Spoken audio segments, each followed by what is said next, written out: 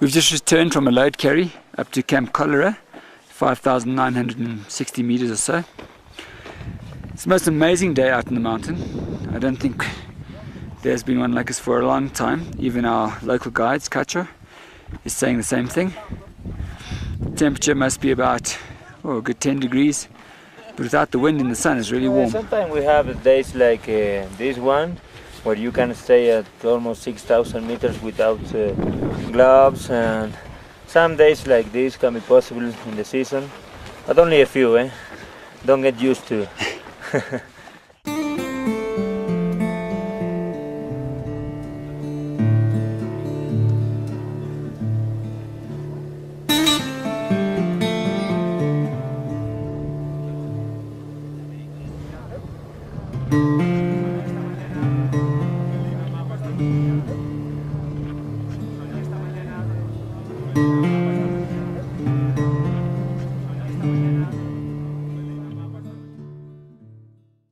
Okay, we've spent our 2 nights at Nido, and we've also run a load to Berlin.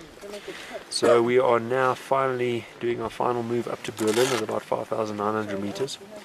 And the weather report seems to be looking very, very good. So tomorrow we're going to give it a good crack. In the morning you're looking at about 30 km/h winds, and in the afternoon it's going to drop off to 10 km/h, which is 5 knots. Which means that tomorrow could be an absolute beaut day, and hopefully we get a few guys standing on top. I just know I'll be in worse trouble up there at the Hager camp, so it's probably my better interest to head down. What's your plan for the next few days? Just hang out at base camp? Hang out. Wait till to walk out with you guys and then drink heavily. Oh, I will. That's what I'm saying. Going down. And so we leave Nido camp. It's about 11:45. Kind of overcast but very little breeze, with good weather forecast for tomorrow, as you heard from Sean.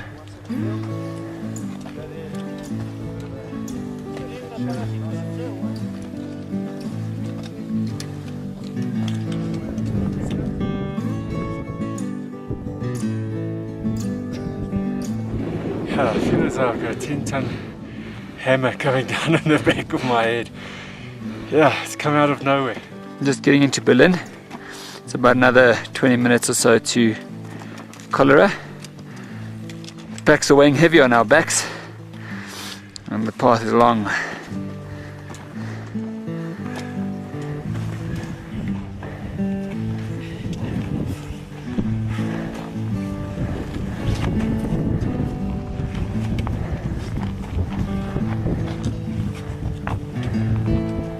This is Camp Cholera. We've just arrived here after our move up from Nido.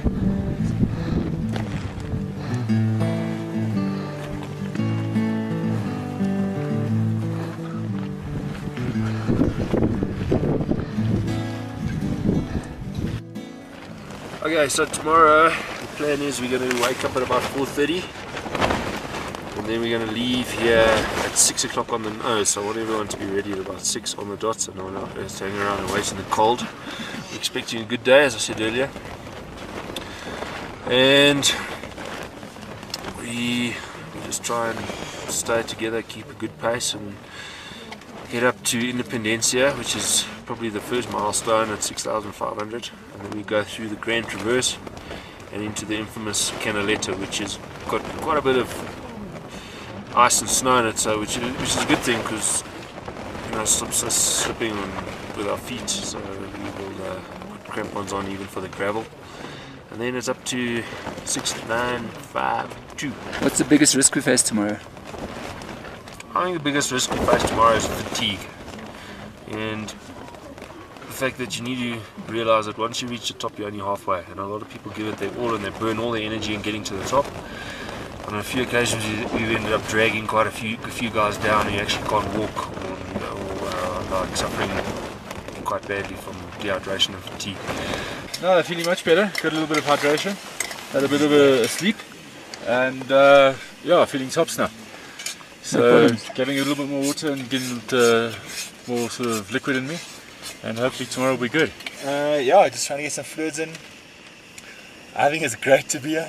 Looking forward to tomorrow.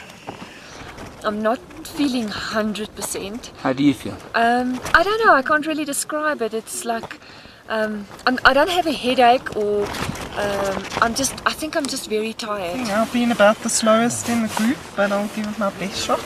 It'll be fine. And hopefully I'll be pushed up the mountain by some of these very helpful people. Are we feeling good, man? Are we all looking good? Yeah, I'm not so sure about looking good, Tim. Hey man, this is my best, I promise you. Doesn't get better than this. Good. That's good. That's all I could say about that. I've decided to take the advice of a friend of mine and deal with each day as it comes. So tomorrow morning when we get up, we'll have to face it. But I am nervous because I don't know what to expect, and it just seems like a very, very long day. Hey, the times here are about 8:15. Bit of an unexpected windstorm, but weather going according to plan. Pressure dropped off 5 millibars last night. That's what caused a huge flipping windstorm at 4 o'clock in the morning. We had to re-anchor the tents down because guys are starting to fly over the cliffs. Let's go!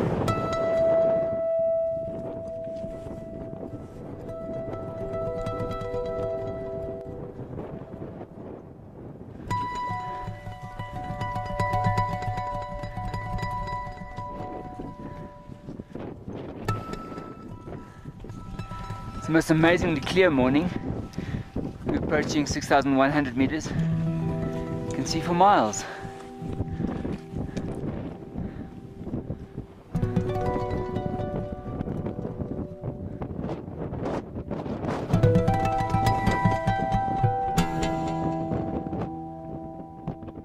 Well, this is the weather report up on Aconcagua at an altitude of 6,240 meters. We have ourselves a relative humidity of 44, which is very low, which is great. It means we'll have no snow. It's only 20 past 9 in the morning. We're clocking a nice sheltered wind speed of about 10 kilometers an hour, 11 kilometers an hour, somewhere around there. And the ambient temperature, it's only 0. Eh? It's like a nice day out.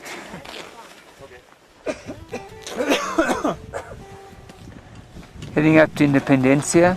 Independencia just behind the outcrop of rock cresting the skyline.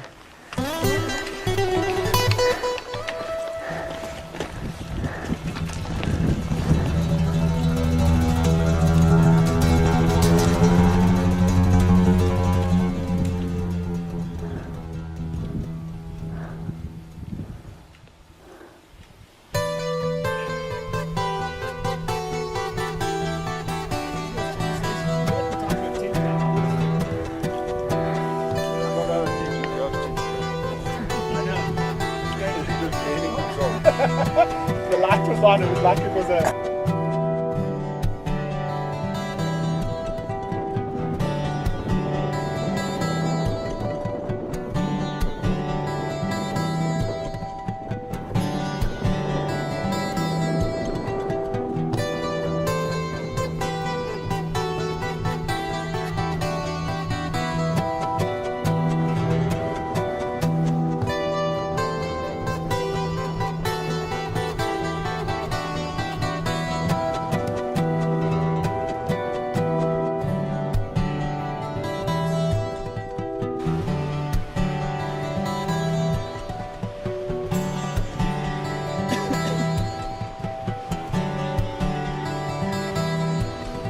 We're at about 6,600 meters, approaching the Canaleta on a most awful scree slope.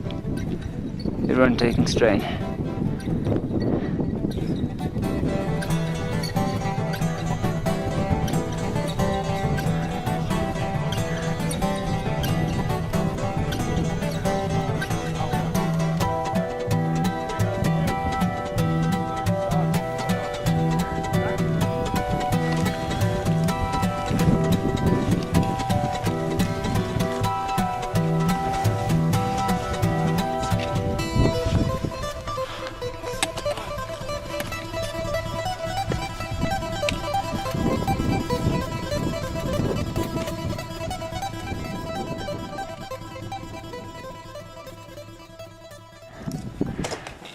Sean leading the way up the Canaleta.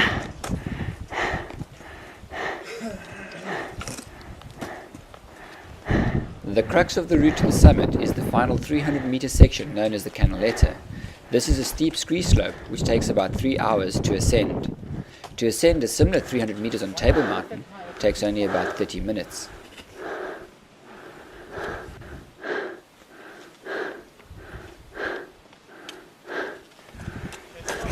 99%. I was 100.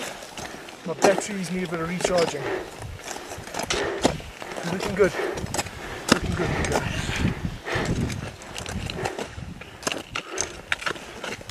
With only 8 of the original group of 13 setting out for summit day, the Canaletta was to prove the undoing of another 4 in the team.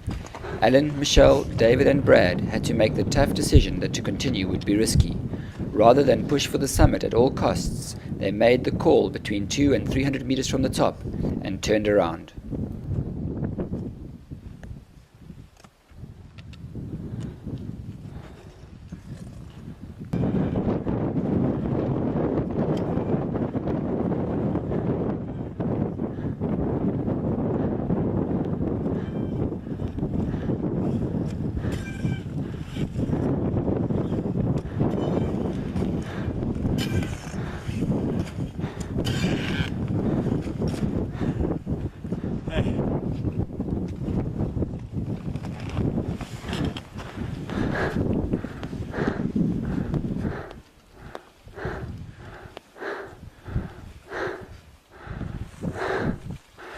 We're almost at the summit, about 40 meters to go.